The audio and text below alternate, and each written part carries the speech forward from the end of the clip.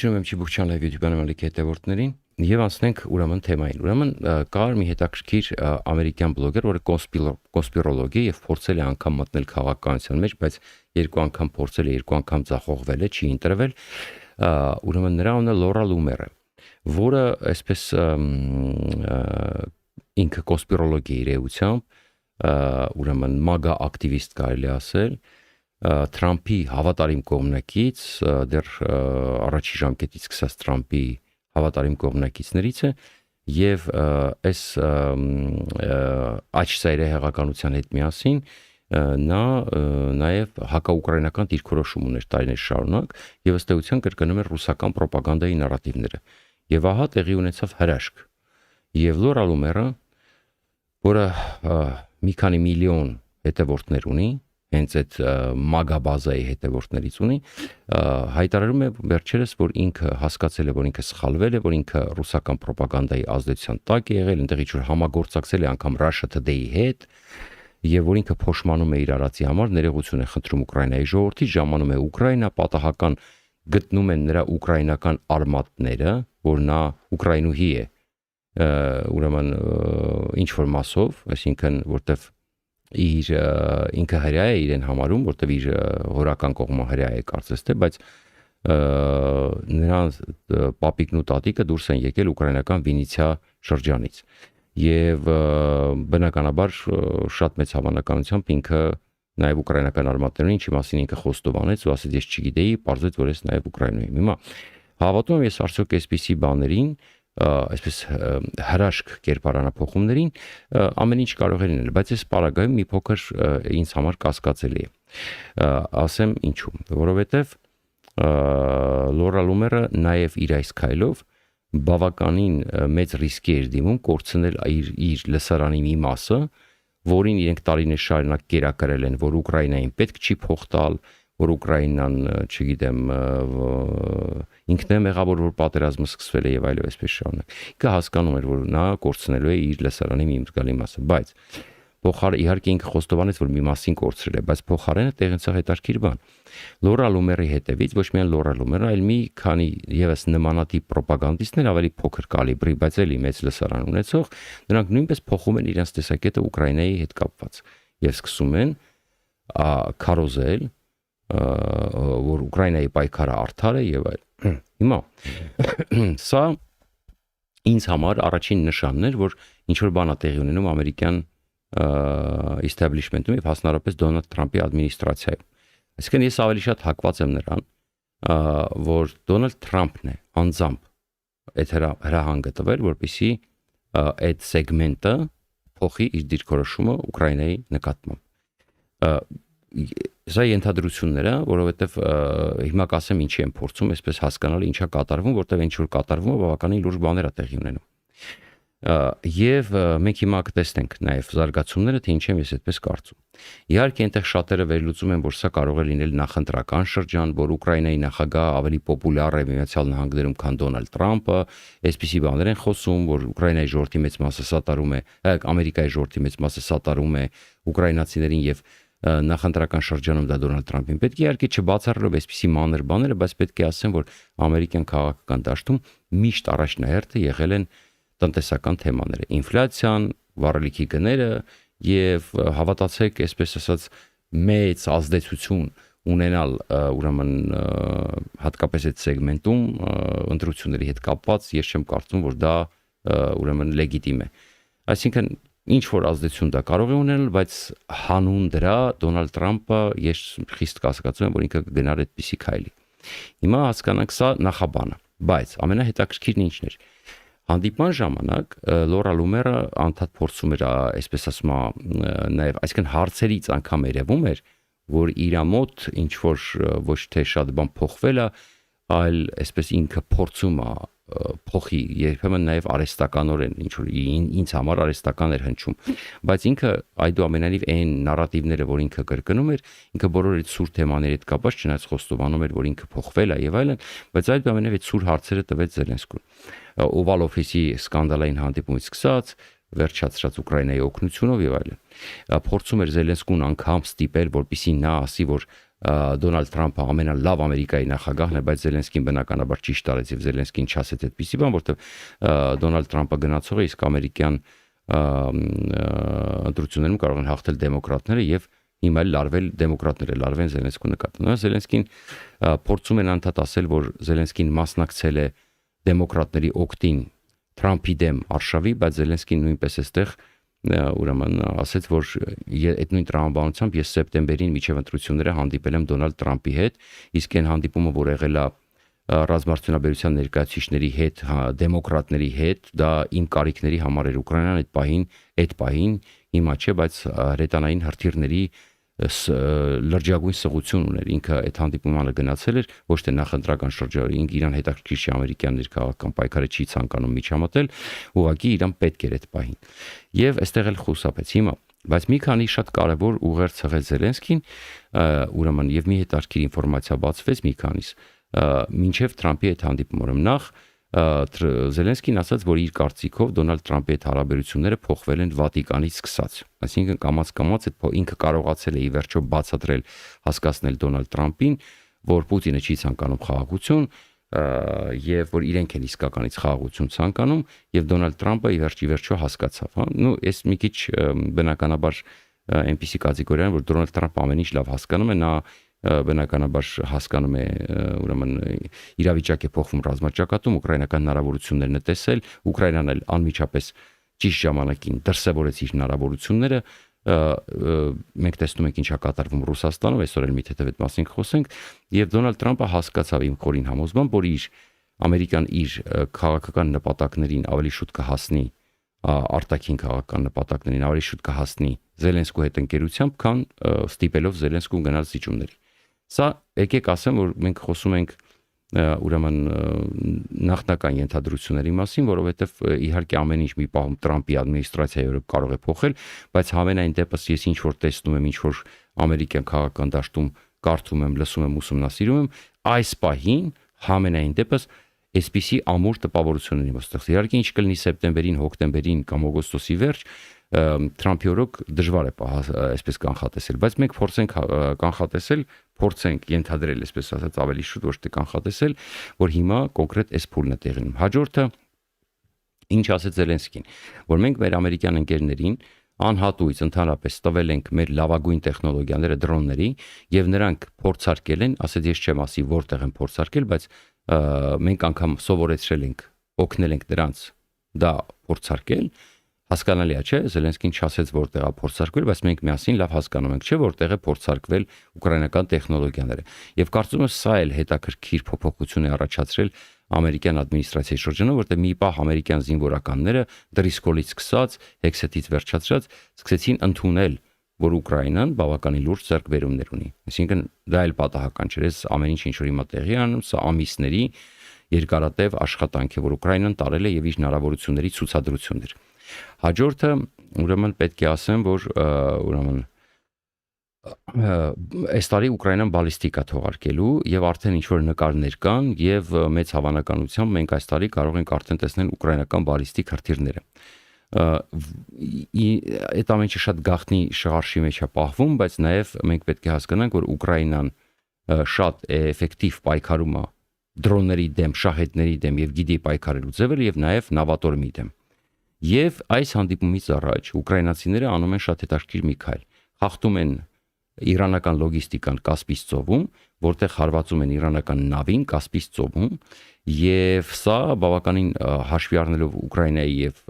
այդ հատվածի հեռավորությունը նույնպես մեծ տպավորություն է ստեղծում բնականաբար Միացյալ Նահանգներում, բնականաբար նաեւ Իսրայելում, որովհետեւ իրենք չէին սպասում, այսպես որ Ուկրաինան կարող է այդպիսի հարված հասցնել, եւ ըստ էության այստեղ է ստեղծվում այդ եռանկյունին։ Որքան այսպես շատ կոպիտ եթե ասեմ, Զելենսկին հասկացավ, որ պետք է ուշադրություն դարձրեք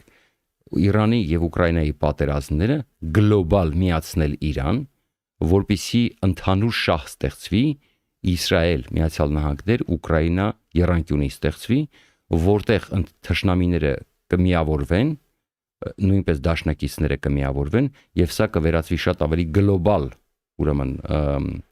պատերազմի, որտեղ Ուկրաինան կարող է օգնել Ամերիկայի Միացյալ Նահանգներին եւ Իսրայելին բավականին էֆեկտիվորեն օգնել, բայց դրա դիմաց բնականաբար Միացյալ Նահանգներն ու Իսրայելն էլ կոպիտ ասած պետք է օգնեն ուրեմն Ուկրաինային։ Դեռ Իսրայելի մասով ես ձեզ ասեմ ազդանշաններ հստակ չկան, բայց այսօր Զելենսկին մի փոքր զրուցեց Լինդսի Գրեհեմի հուարկավորության ժամանակ Նեթանյահուի հետ։ Գուցե պայմանավորվեցին, հետո հանդիպել ես չգիտեմ, բայց նաև ես պատահականություն չեմ համարում, ես երեք որ ասում եմ այս հրամասնի եզում խոսեց, պատահական չեմ համարում, որ Նեթանյահուն եւ Զելենսկին նույն ժամանակ հայտնվեցին Վաշինգտոնում։ Այսինքն, այս նույն այս եռանկյունի շրջանակում, այսինքն ԱՄՆ-ն, որքան հասկանում եմ, սկսել է դիտարկել այլ ռազմավարություն այս պատերազմների հարցում։ Սա այսպես։ Հիմա նաև անդրադառնանք ուրեմն ազդակներին հանդիպումից հետո թե ինչա տեղի ունեցել։ Եվ մի բան էլ շատ հետաքրքիր, որ Զելենսկին հայտարարեց, որ այս տարի իրենք արտադրում են 3000 եւ ավել կիլոմետր այսինքն հեռու թռչող դրոններ, հաջորդ տարի կդառնա դա 4-ից 5000, իսկ 2 տարի հետո արդեն մինչև 10000 կիլոմետր թռչող դրոններ կունենան։ Իսկ դա նշանակում է, որ Ռուսաստանի գրեթե ամբողջ տարածքը արդեն կհայտնվի ուկրաինական դրոնների թիրախում։ Սա նույնպես հետաքրքիր թեմա է։ Իհարկե, այս ամեն ինչը պետք է դիտարկել Պուտինին նաև խաղաղության սեղանի բերելու, պարտադրելու խաղաղություն ծրագրում, բայց անգամ եթե այսինքն հիմա տեղի ունենու զարգացումներ, որոնք Պուտինին պետք է հուշեն, որ ինչքան պատերազմը երկարի, այնքան ավելի տխուր է լինելու Ռուսաստանի վիճակը։ Որքան էլ Պուտինը հիմա փափագում է, որ Ֆրանսիայում պետք է գան Մարի Լը Պենները, հիմա էլ այն ժամանակ հիշում եք Գերմանիայի վրա էր դրել ուրեմն խաղադրույքը, հիմա Ֆրանսիայի վրա է դրել խաղադրույքը, բայց եւ մի բան էլ, որ Զելենսկին ակնարկեց, որ Միացյալ Նահանգներում ստեղծվելու է ուկրաինա-ամերիկյան անօթաչուների ուրեմն գործարան, անօթաչուներ արտադրող ռազմարտությունաբերությունը, այսինքն ռազմարտությունաբերական գործարան։ Այսինքն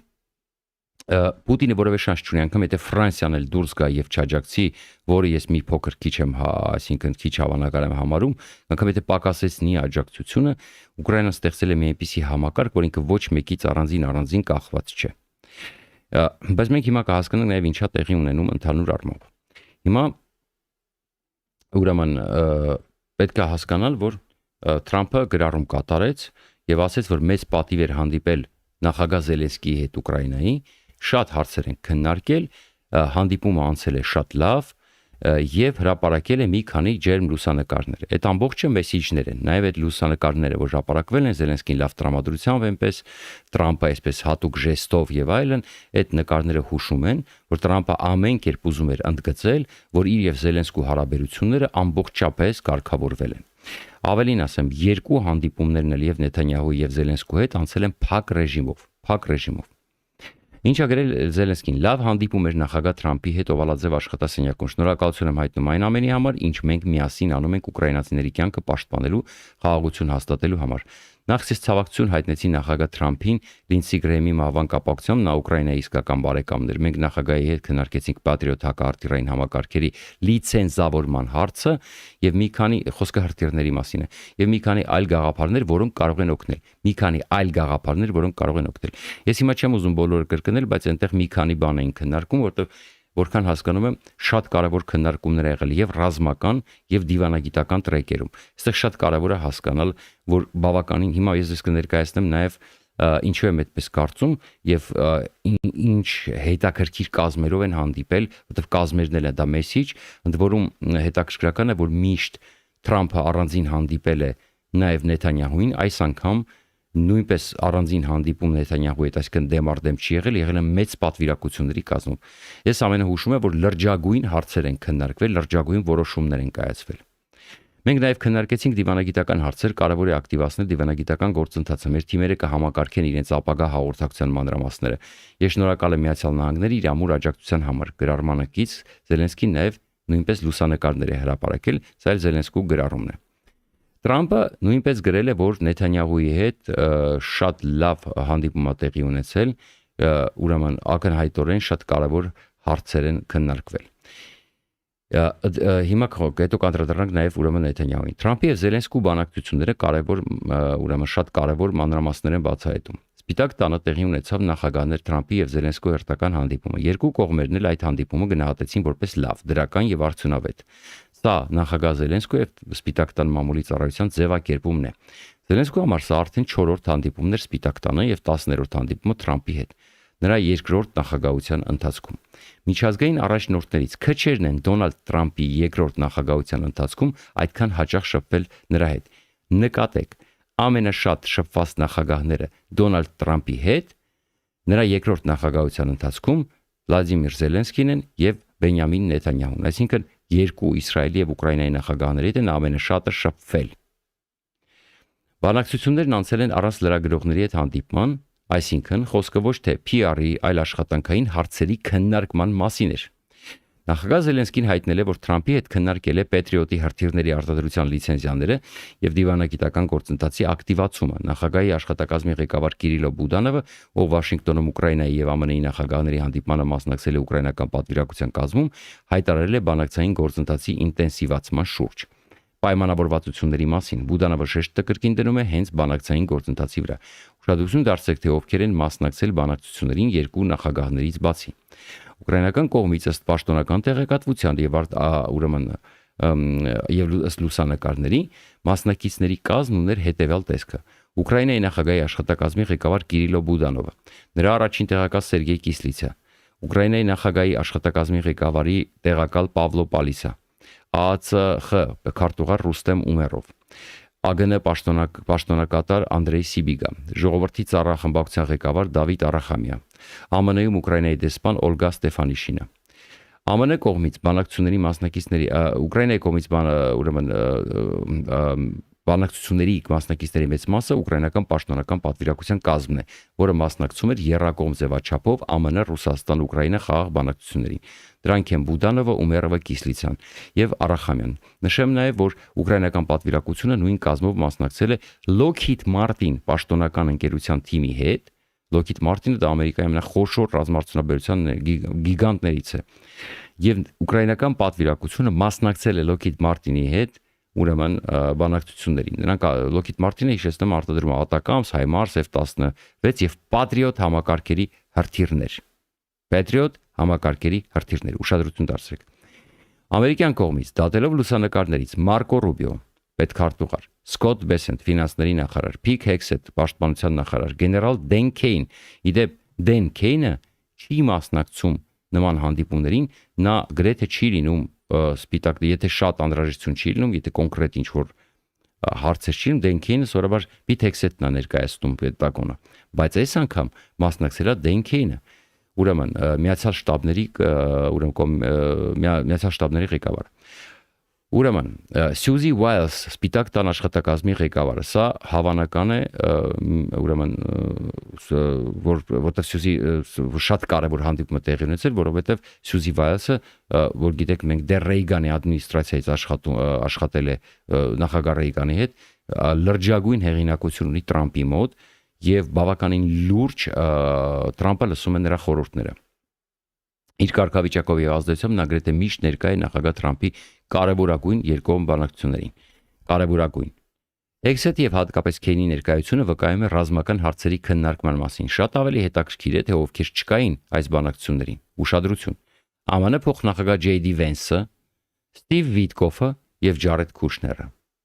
Հետաքրքիր է հենց նման իրավիճակի փաստը։ Խաղաղ բանակցությունների թեման քննարկվել է Թրամփի եւ Զելենսկու հանդիպման ժամանակ։ Նաեւ տեղեկություն է հայտնվել, որ Վիտկոֆն ու Քուշները երկու շաբաթվա ընթացքում կարող են այցելել Կիև, իդեպ նաեւ Մոսկվա։ Իրականում շատ ավելի կարեւոր է, թե ինչով, ինչ նոր գաղափարներով նրանք կգան պատերազմող երկու երկրների մայրաքաղաքներ, եթե իհարկե գան։ Եվ վերջում եւս մեկ շատ կարեւոր մանրուք։ Հենց Վաշինգտոնում ուկրաինական պատվիրակության գտնվելու ընթացքում տեղեկություն հայտնվեց, որ ԱԳՆ պաշտոնակատար Անդրեյ Սիբիգան զանգահարել է Իրանի ԱԳՆ ղեկավար Աբբաս Արաղչիին եւ իրանցի պաշտոնակցին հավաստիացրել է էսկալացիայից խուսափելու Ուկրաինայի ցանկության մասին։ Լիովին ակնհայտ է, որ դա արվել է կամ չասենք լիովին ակնհայտ է, մեծ հավանականությամբ դա արվել է ամերիկացիների հորդորով։ Թրամփն այժմ բանակցություններ է ուզում, այլ ոչ թե առճակատում Իրանի հետ։ Հիմա սա ինչով է պայմանավորված, տեսեք։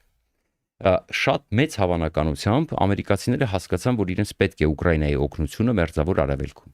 Հասկացան, թե Ուկրաինան ինչի է ընդունակ, եւ Տրամպը, քանի որ հիմա բանակցությունների մեջ է Իրանի հետ, որոնք ըստ էության հաստատ տապալվելու են, մեծ հավանականությամբ, ասենք լավ, հաստատով չասենք, մեծ հավանականությամբ տապալվելու են, ինչպես նախորդ անգամներն են տապալվել, առավել եւս որ հիմա Իրանի հռետորաբանությունը ուղակի զզվելի է եւ իրենք ընդհանրապես հիմա խոսում են համաշխարհային խուլիգանության մասին, փորձում են ամբողջ Հորմուզի նեղուցը վերցնել վերահսկողության տակ, ինչ որ խուլիգանական գումարների մասին են խոսում կորզելու եւ այլն, եւ շարունակում են այսպես մեկընդմեջ հարվածել ամերիկյան ռազմաբազաներին, բայց խնդրեմը հետեւյալն է, որ հիմա Տրամպը գնում է ընտրությունների, բան չի մնացել, 2-3 ամիս է մնացել մինչեւ ընտրությունները, եւ Տրամպի համար շատ կարեւոր է հիմա ինչ որ չափով բանակցությունների միջոցով մեղմել ինֆլյացիան եւ մասնավորապես նավթի գները։ Հիմա ես ձեզ ասեմ ամերիկյան տնտեսության մասին։ Ուրեմն ես լսում եմ փորձագետներին այստեղ եւ ինչ են ասում։ Ուրեմն ստոկ մարքեթը եւ ամերիկյան ընկերությունների արժեթղթերը բավականին իջնում են այս պահին։ Բայց զարմանալին այն է, որ փորձագետները ասում են, որ ամերիկյան տնտեսության վիճակը բավականին լավ է եւ Ամերիկան այս իրանական կրիզիսի հետ կապված նույն Հորմուզի նեղուցի փակման ֆոնին բավականին մեծ եկամուտներ է գեներացնում եւ Միացյալ Նահանգները եւ ներդրումների առումով եւ եկամուտների առումով ըստ էության վատ դիրքերում չէ եւ զարմանում են, այսինքն անգամ տնտեսագետները ասում են ճիշտ է, դա աննորմալ վիճակ է, այդ կայունության բացակայությունն է, որ ընկնում են արժեթղթերը, բայց մեծ հաշվով պետք է հասկանալ, որ ամերիկյան բոլորը խոստովանում են, որ ամերիկյան տնտեսության վիճակը լավ է։ Իհարկե ինֆլյացիան ազդում է սովորական քաղաքացիների վրա, բայց տնտեսությունը աճում է։ Սա է հետաքրքիր հանգամանքը, որ ինչ որ բալաբոլներ չվերկանան, չասեն ամերիկյան տնտեսությունը վատ է, զենք չունեն եւ այլն, այսպես շարունակ, հա։ Հիմա զենքից հետաքրքիր բաներ կխոսենք այդ ընթացքում։ Սպիտակ տուն այցելությունից հետո Ուկրաինայի նախագահը նաև հարգել է Լինսի Գրեմի հիշատակը հանգուցյալ սենատորին անվանելով Ուկրաինայի իսկական բարեկամ եւ ցավակցություն հայտնել նրա մերձավորներին։ Հիմա այս ամբողջ ֆոնին Թրամփը մինչև այդ ծաղրել է ռուսական ռազմական տեխնիկան եւ խոստացել է հարց տալ Պուտինին, ԱՄՆ նախագահ, մեկնաբանելով ռուսական սպառազինությունը, հիշել է Վենեսուելան։ Վենեսուելան ուներ ռուսական տեխնիկա եւ ինչով դա ավարտվեց։ Ոչ շատ լավ, այսպես ասել է Թրամփը։ Բացի այդ, նա հայտարարել է, որ մտադիր է հարցնել Կրեմլի ղեկավարին, արդյոք Մոսկվան իսկապես Թեհրանին փոխանցել է Պարսից ծոցում ամերիկյան ռազմաբազաների արբանյակային լուսանկարները։ Դե մենք դա կպարզենք։ Ես դրա մասին կհարցնեմ Պուտինին, ասել է Թրամփը։ Ընդ որում, նախագահը դեռ հուլիսի սկզբին ՆԱՏՕ-ի գագաթնաժողովի ժամանակ խոստացել էր զանգահարել Պուտինին, սակայն այդ խոսակցությունը այդպես էլ տեղի չի ունեցել։ Հիշում եք, չէ, առաջ ասում էր զանգում էր։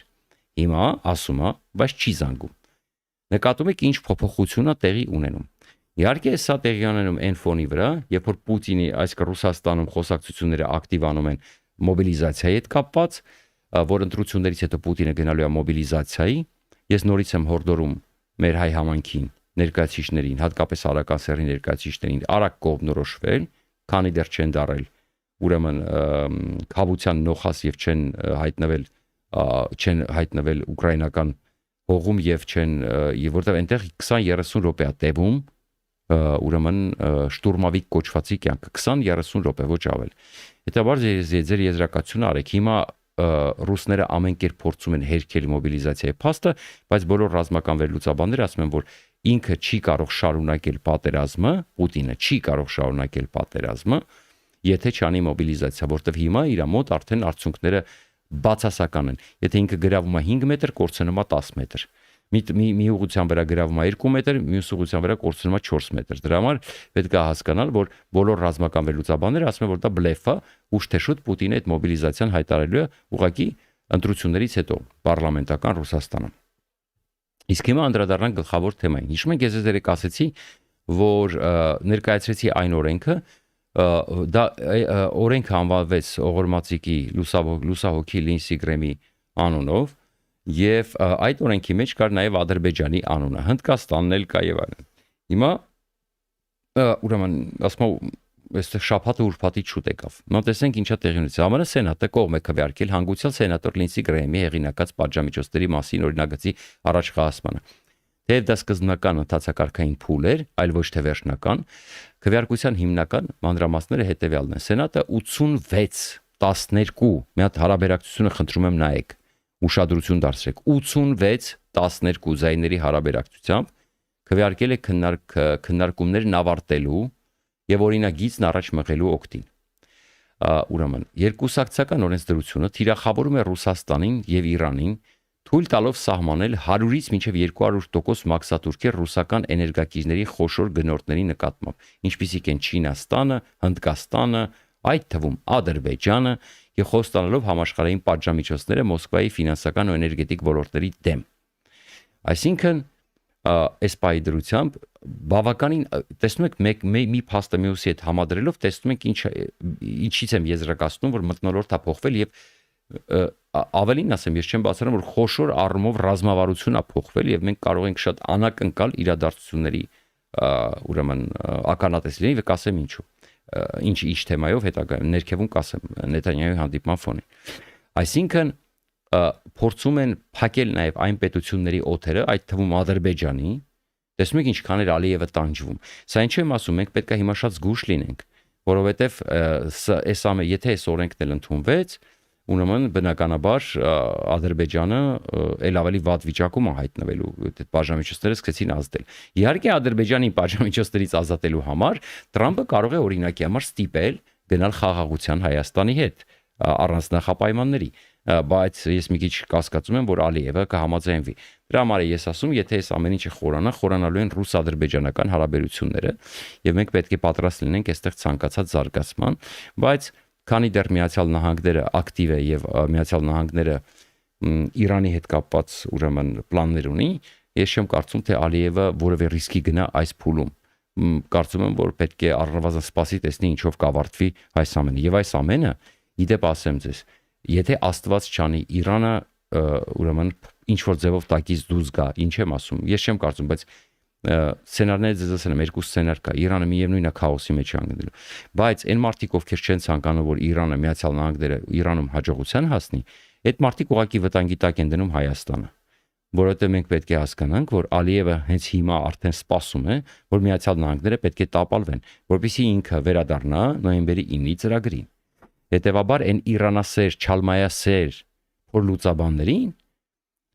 ես ուղղակի չեմ հասկանում, իրանք գիտակցաբար են Հայաստանին ուզում վնասեն, թե ուղղակի ուրեմն մոլորյալ են կամ, չգիտեմ, ոչ այդքան գրագետ քաղաքական առումով։ Հաջորդ ընթացակարգային քվեարկությունը ճանապարհ է հարթում Սենատում պաշտոնական քննարկումների եւ հնարավոր փոփոխությունների համար, նախքան վերջնական ընդունման քվեարկությունը։ Եթե օրինագիծն ընդունվի Սենատի կողմից, այն կփոխանցվի ներկայացուցիչների պալատ, երբ օրենսդիրները վերադառնան օգոստոսյան արձակուրդից։ Երկու պալատների կողմից նույն տեքստի հաստատումից հետո օրինագիծը կուղարկվի նախագահ Դոնալդ Թրամփի ստորագրմանը, որպեսզի այն ստանա օրենքի ուժ։ Հիմա հետաքրքիր մեսիջը, եւս հետաքրքիր մեսիջ։ ԱՄՆ բոլոր 100 սենատորները ԱՄՆ կապիտոլիում տեղի ունեցած հանդիպմանը հրավիրել էին ուրեմն նաև Վլադիմիր Զելենսկուն, ինչը համընկել էր նրա Վաշինգտոն կատարած այցի հետ։ Նախագահ Զելենսկին ներկայ է գտնվել Սենատի պատշգամբում, հետևելով Լինսի Գրեհեմի պատժամիջոցների մասին օրենքի քվեարկությանը։ Արդյունքների հրապարակումից հետո Զելենսկին անձամբ երախտագիտություն է հայտնել օրինագծի առաջխաղացմանը, կողմ քվեարկած 86 սենատորներին։ Դեպ Զելենսկին սենատորների դուրս եկավ, Զելենսկուն երկու հարց թույլ տվեցին տալ այդ ընթացքում, ուրեմն եւ ակնկալվում է, որ այս շաբաթ Սենատը վերջնականապես կհաստատի, որտեղ տարբերությունը ակնհայտ է 86-ը 12-ի դեմ եւ հարցը կգնա կոնգրես։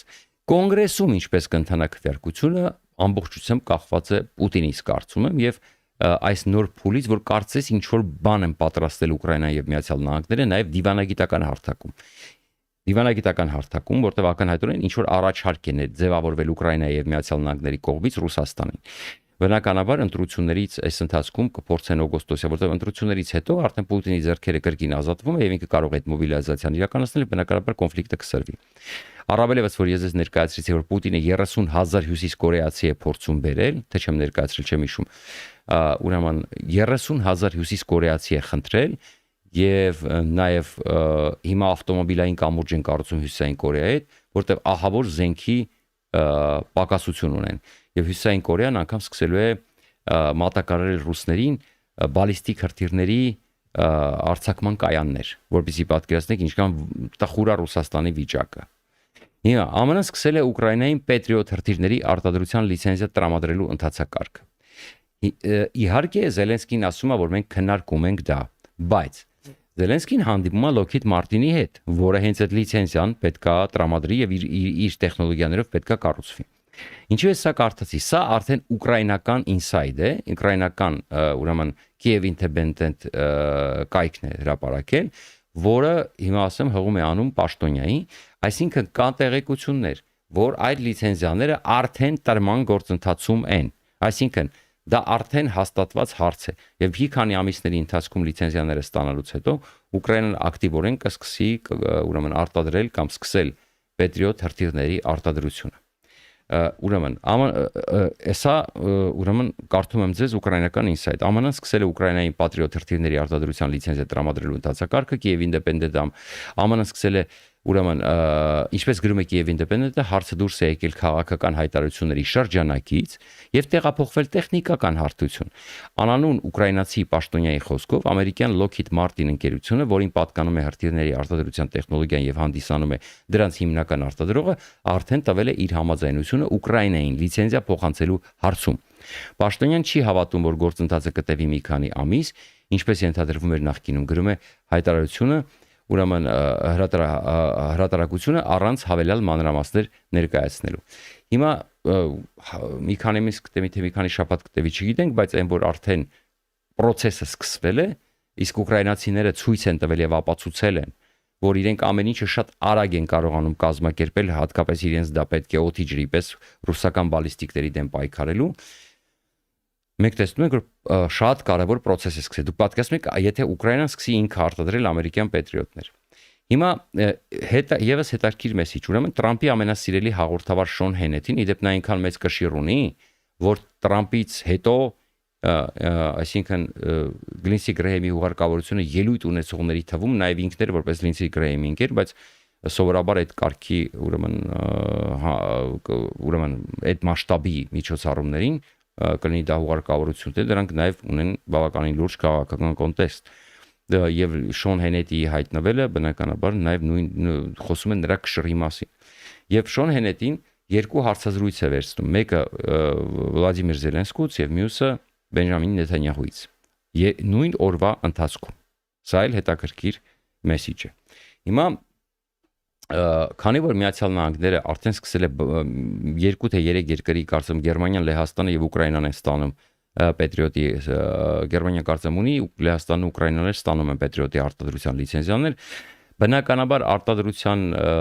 ուկրաինացիները կարող են դա անել շատ ավելի արագ ու շատ ավելի մեծ քանակությամբ, քան Միացյալ Նահանգներում եւ շատ ավելի մատչելի եւ ենթադրում եմ, որ Միացյալ Նահանգներին պետք է մեծ քանակությամբ Patriot հրթիռներ եւ ենթադրում եմ, որ ուկրաինացիները արտադրության պարագայում մի մասը կարող են տրամադրել Միացյալ Նահանգներին, ինչ որ մի մասը իրենք օգտագործել։ Այսինքն, այսպես Միացյալ Նահանգները նաեւ փորձում է արագ լրացնել եւ ավելացնել, որտեղ նույն Միացյալ Նահանգներում, ես ասել եմ, մինչեւ 29-30 թվականը ինչքան է մեծանում արտադրության թիվը, բայց մենք պետք է հասկանանք, որ դա բավականին բարդ տեխնոլոգիա է, ու եթե այդ տեխնոլոգիան տրվում է Ուկրաինային, սա նշանակում է լրջագույն ուրեմն ազդակ, որ Ուկրաինան Միացյալ Նահանգների ամենամտերիմ դաշնակիցներից մեկն է մնալու եւ արդեն կոպիտ ասած այդ նույն այդ Իրանքյունու մասին խոսեցինք, ընդհանուր այսպես Ուկրաինան դիտարկում է որպես ռազմական դաշնակից, արդեն Միացյալ Նահանգները Ուկրաինան դիտարկում է որպես ռազմական դաշնակից եւ Ուկրաինան շատ ավելի լուրջ եւ կարևորագույն դեր է ստանալու Միացյալ Նահանգների արտաքին քաղաքականության մեջ, որովհետեւ այսպիսի լիցենզիաներ ու այսպիսի բարդ արտադրություններ ամեն երկրին չեն տալիս։ Նկատեք, ունի Լեհաստանը, Գերմանիան եւ Ուկրաինան է ստանում դա։ Հիմա ուրեմն խոսենք արդեն ինչ տեղի ունեցավ Նեթանյահուի հետ հանդիպմանը։ Ուրեմն հանդիպումից առաջ երկու առաջնորդների միջև ինչ որ լարվածության նշաններ էին փորձում ցույց տալ։ Հանդիպումից առաջ Թրամփը Fox եւ Friends հաղորդման ժամանակ հրապարակայնորեն դժգոհություն էր հայտնել իսրայելական այն տեղեկությունների վերաբերյալ, թե իբր Նեթանյահուն մտադիր է ներկայացնել նոր հետախուզական տվյալներ Փիքաքս լեռան տակ գտնվող իրանական ստորգետնյա օբյեկտի մասին։ Դեպ դա ես այդ մասին չեմ ասել, սա նոր լեռ են գտել, որը շատ ավելի խորն է տեղադրված այնտեղ ուրեմն բունկեր, ասենք, չգիտեմ, գործարան, ասենք, չգիտեն ինչ է մեծ հաշվով, այնտեղ նաև ուրեմն կարող են լինել եւ իրենց բարձրաստիճան հիմա այդ Վահիդին, Ահմադը, որը պահկվում են եւ թաքնվում են, աշխատում են շատ ջերևալ, եւ կարող է անգամ կասկածներ կան, որ չի բացառվում, որ այնտեղ նաև տեղափոխված լինեն այդ հարստացված ուրանի մի մասը։ Մի խոսքով հիմա այսպես արդեն ոչ թե Ֆորդոյի, Նաթանզի մասին ավելի շատ խոսում, այլ Սփիքաքս լեռան մասին են խոսում, հա։ Ուրեմն, երբ Թրամփը ասել է, որ այդ տեղեկությունը չպետք է հանրայնորեն արտահայտել։ Տարածաշրջանային ուրեմն դիվանագիտություն Աբրահամյան համաձայնագրի հետագա ընդլայնման եւ մերձավոր արևելքի անվտանգության ավելի լայն պայմանավորությունների քննարկում է տեղի ունեցել Թրամփի եւ Նեթանյահուի միջև։ Նեթանյահուն բարձր է գնահատել 90 րոպե տևած փակ հանդիպումը, անվանելով այն գերազանց եւ Թրամփի հետ ունեցած լավագույն զրույցներից մեկը, ընդգծելով լիարժեք գործընկերությունն ու փոխադարձ ըմբռնում է Իրանի միջուկային զինումը կանխելու հարցում։ Նեթանյահուն Fox News-ին ինչ որ հարցազրույց է տվել եւ ասում է, որ ինչ որ մարդիկ փորձում են ճաքեր գտնել մեր հարաբերություններում Թրամփի հետ, բայց ես մեր հարաբերություններում տեսա գրանիտե պատ, այսինքն թե ինչքան մենք հզոր ենք միասին։ Եվ այս հանդիպումը, ինչպես արդեն շեշտեցի, ասաց, որ լավագույններից մեկն էր։ Իրանը չպետք է ունենա միջուկային զենք եւ մենք կհասնենք մեր նպատակներին։ Մեր նպատակները ընդհանուր են, եւ այս ամեն ինչ, ես ձեզ ասեմ, շատ ավելի մեծ պատերազմի հոտ է գալիս։ Հիմա ասեմ ինչա կատարվում իմ կարծիքով։ Իհարկե այդ պատերազմը կարող է սկսել ցանկացած պահի, բայց պատերազմը ընդլայնվում է։ Հիմա այսօր չեմ ուզում շատ երկար անեմ, Ժորժ ջան, արդեն հատկապես ուշ է սկսել ենք, չեմ ուզում ձեր ժամանակը շատ խլեմ, կարճ ամփոփեմ հետեւյալը։ Ուրեմն տեսեք, Միացյալ Նահանգները, մենք այդ մասին չենք հասցնում ուղղակի անդրադառնալ, ավելացրել է այն ինքնաթիռների թիմը, որոնք օդում այսպես լիցքավորում են ամերիկյան ինքնաթիռները եւ աստիճանաբար զորքի ակտիվ տեղաշարժեր են տեղի ունենում եւ տեխնիկայի ակտիվ տեղափոխում է տեղի ունենում մերձավոր արևելք։ Այսինքն տակից այս բանակցությունների ֆոնին Թրամփի այս մի օր կխփեմ, մի օր չեմ խփում, մի օր լավ բանակցությունները, մի օր խելոք չեմ պահում, մի օր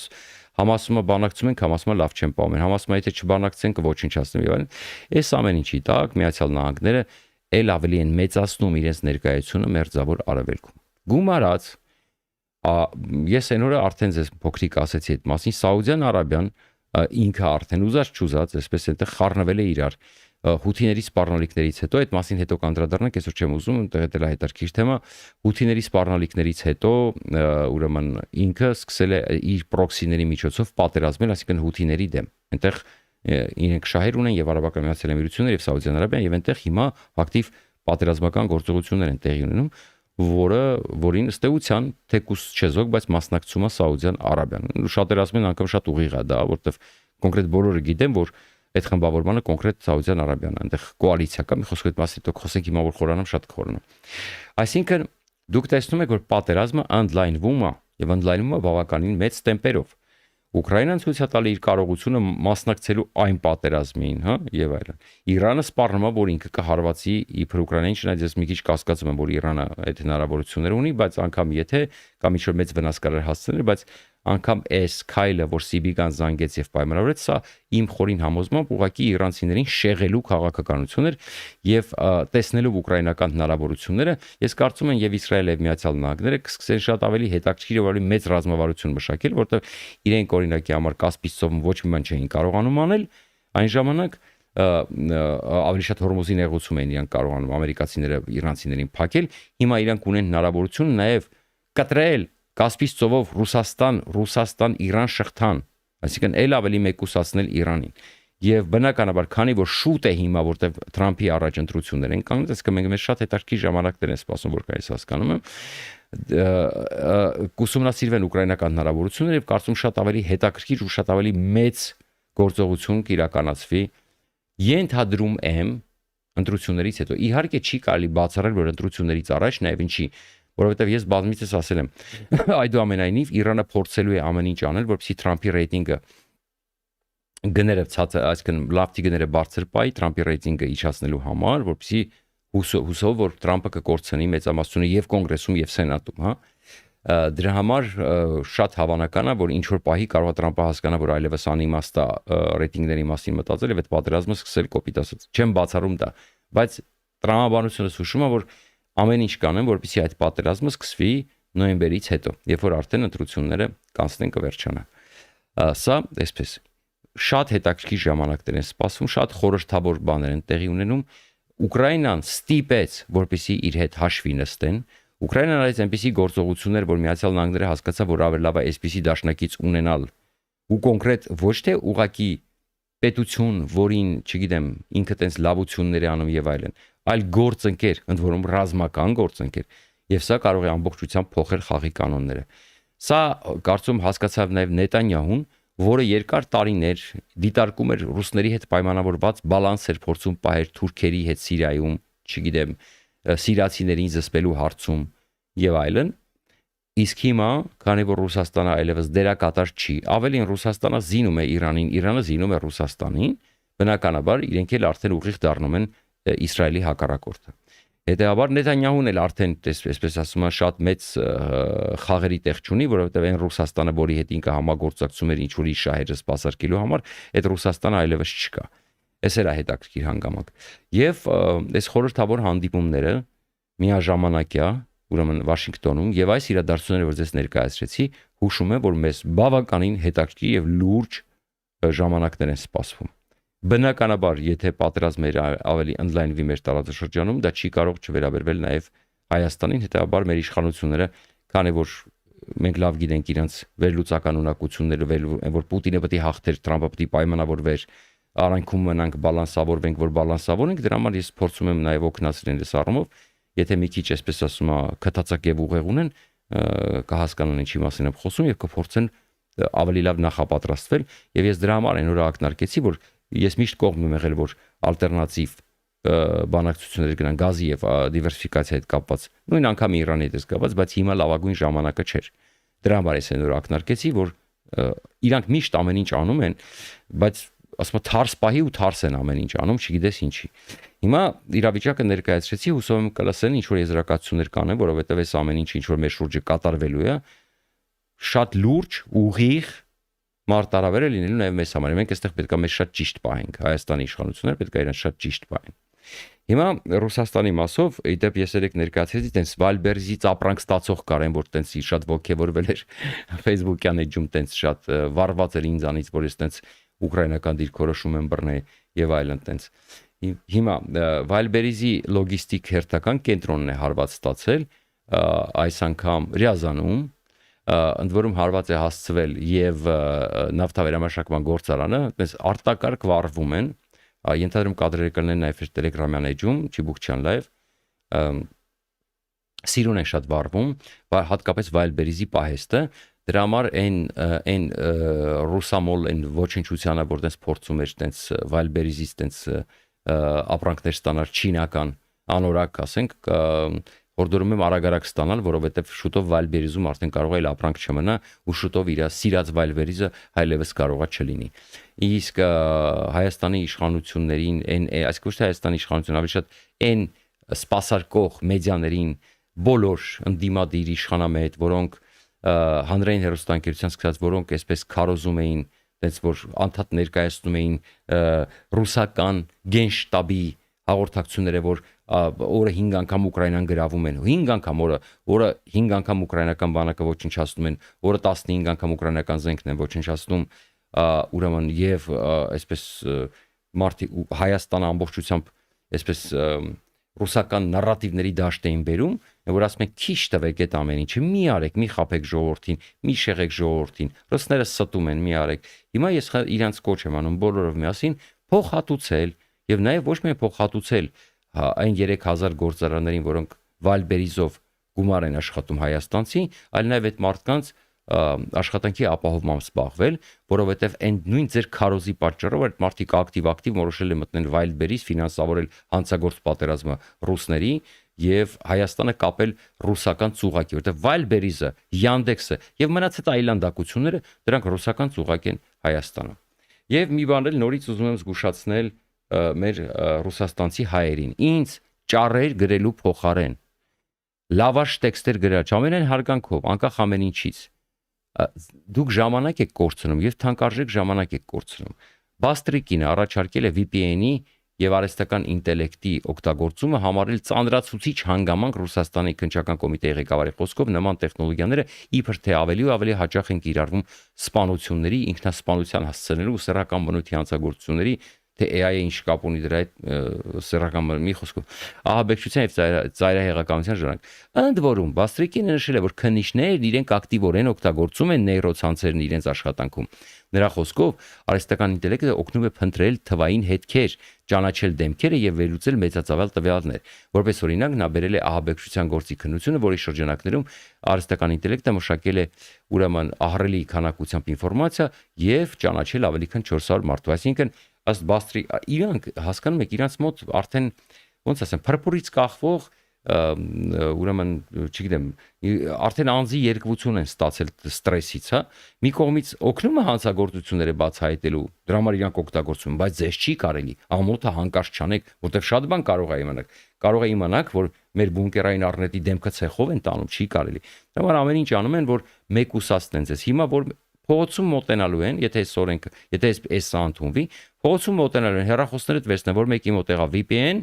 մի անգամից ծանրացիչ հանգամանքով բանդ, այնտեղ այնպիսի կտանքներ, որ դուք ինքներդ հոժարակամ կհամաձայնվեք գնաք Ուկրաինա կռվելու, այնտեղ էլ կապրեք 20 րոպե, հետո կամ խոզերը կուտեն, կամ շները կուտեն, կամ ինչ որ վայրի կենթանիներ, եթե բախտերդ բերի մեկի մատը կհասնի տեղ, չգիտեմ, կամ ոտի մատը DNK թեստ կանեն, որ ճանաչեն, իսկ մեծ հավանականությամբ բախտները չի բերի,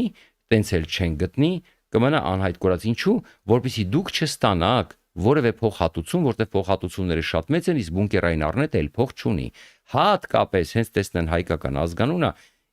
իրանք ընդհանրապես ոչ դիակ են բերելու, ոչ էլ ձեզ ցույց են տալու։ Հետևաբար լսեք իմ լավ խորհուրդը։ Ինձ լավաշ տեքստեր գրելու փոխարեն ուշքի եկեք, ուղղակի ուշքի եկեք։ Հասկացեք, դուք ապրում եք ֆաշիստական երկրում, որ այլևս ապագա չունի։ Գնալով վատանալու է, ել չեմ ասում, որ դա, այսպես ասում, արդեն քանդվող կայսրության սինդրոմները երևում են, ոչ մեկ այլևս չի թողելու, որ տեղ ռուսները լավ ապրեն, որտեղ արդեն տարիներ շարունակ, դարեր շարունակ անընդհատ ռուսներին փրկել են։ Նապոլեոնի պատերազմի ժամանակ փրկել են, օգնել են։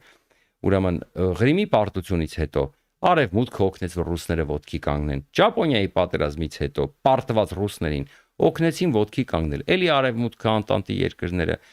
ուրեմն երկրորդ համաշխարհային պատերազմի ժամանակ Հիտլերի դեմ օգնեցին հաղթել, որում ես ասում եմ ձեզ շատերը մենք չեն կարող հաստատ ասել, բայց այն ծավալի օգնությունը, որ Լենդ-լիզով ամերիկացիները ցույց են տվել ռուսներին, եւ այն արտադրությունը, որ դրել են սովետական միությունում, ուղղակի ակնհայտ հուշում է,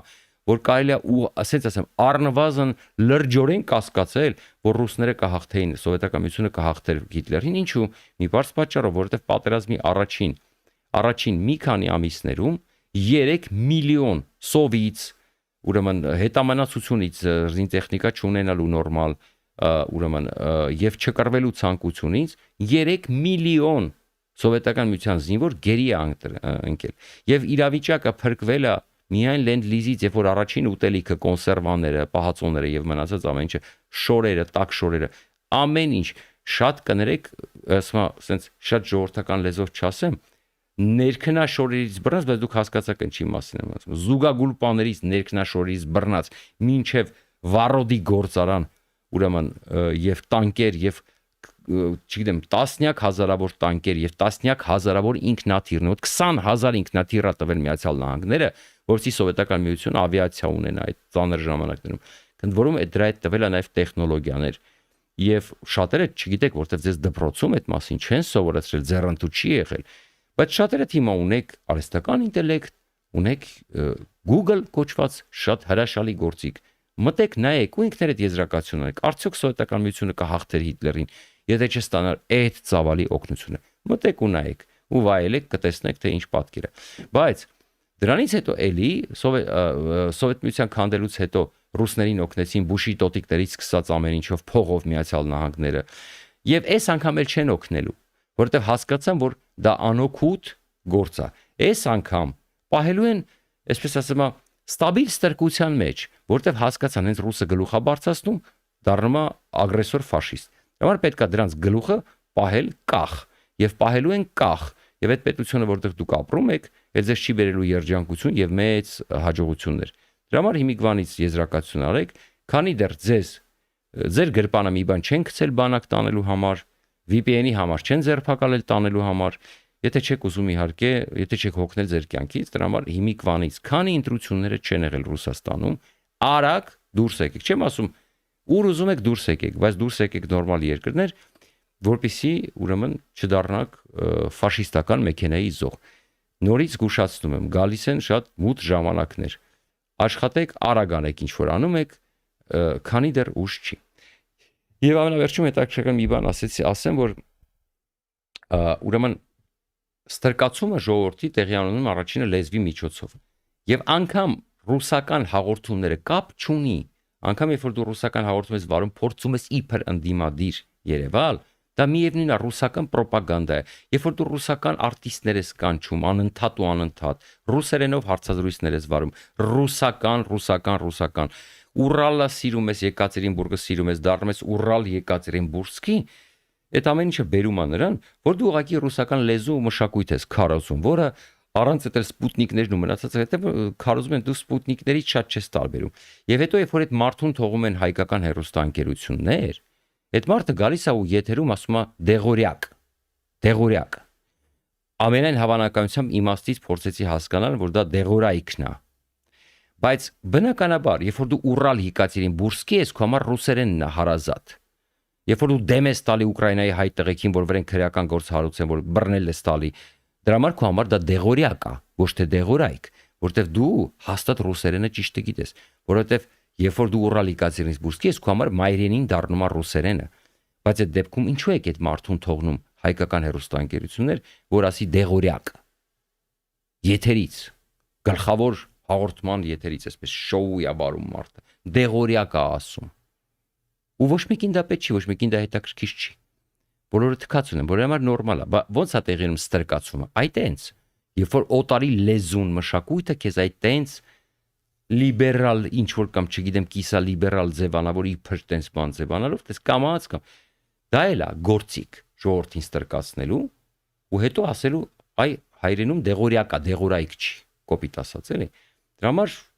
այդպես է լինում է, որ մենք այսօր ենք։ Լավ մնացեք ժողովուրդ ջան,